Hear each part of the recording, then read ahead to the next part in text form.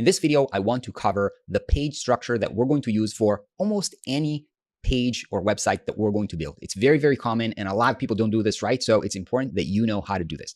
First of all, every website that we have has navigation at the top. Sometimes people put this at the bottom of the screen, right? But it just sticks at the bottom of the screen. It's actually at the top of the website. This is the first thing that we see usually, who this website is with a logo and navigation to know what kind of pages or content sections we have on this website. Then the other thing that we have is a footer. A footer is basically just putting all of the links that exist on the website, because sometimes there are like 20, 50 pages and you don't want to create a top navigation with 50 pages. It's overwhelming. So the footer is where we put all those links, usually things like copyright, privacy, maybe links to social media. All these kind of information is always at the bottom of the page, which is called a footer. Okay, so these are the two things that every page on the website has. Now, you can see from, I put here two examples, the website of Notion and Airbnb. And you can see that every website is basically composed of sections. And sections are these horizontal strips of content, right? You can think about this as if this was a presentation. Each one of them is basically a slide that fills up your screen and telling you some kind of information, and then you move into the next one, right? So here we have the first section on the website, which we call a hero because it's the hero of the page. And then there's another section about maybe the features, and then another section about a different feature, and then maybe a section about pricing, okay? So you can see that the website is built off different strips. Here's in the Airbnb site, it works just the same, right? This one is about activities or inspiration. This one is about discovery, but it's basically horizontal strips. They might be, big, they might be small, but every website has them. And here's at the bottom, the footer section with all of the different links, okay? And of course, the navigation at the top. So these are the horizontal section, and they are basically wrappers, right? They are basically, the content there is wrapped inside of a section for organizational purpose so that we can define how this content looks. And also we can very quickly rearrange them. So we always wrap the content of a section in a section wrapper.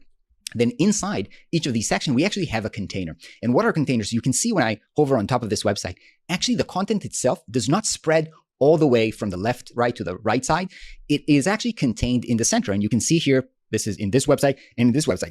They might be a little bit different in terms of size. They might be a little bit narrower and this might be a little bit wider, but in both of them, all the content is contained within a container.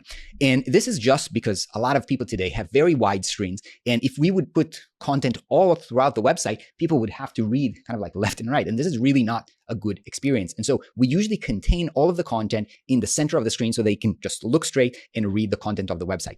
So this is another wrapper inside of the section that basically has some kind of a maximum width, because of course, if the website is smaller, we do need the content to shrink, but we just don't want this content to be wider than a certain number. So we would have basically a wrapper that is a container that has some kind of a maximum width.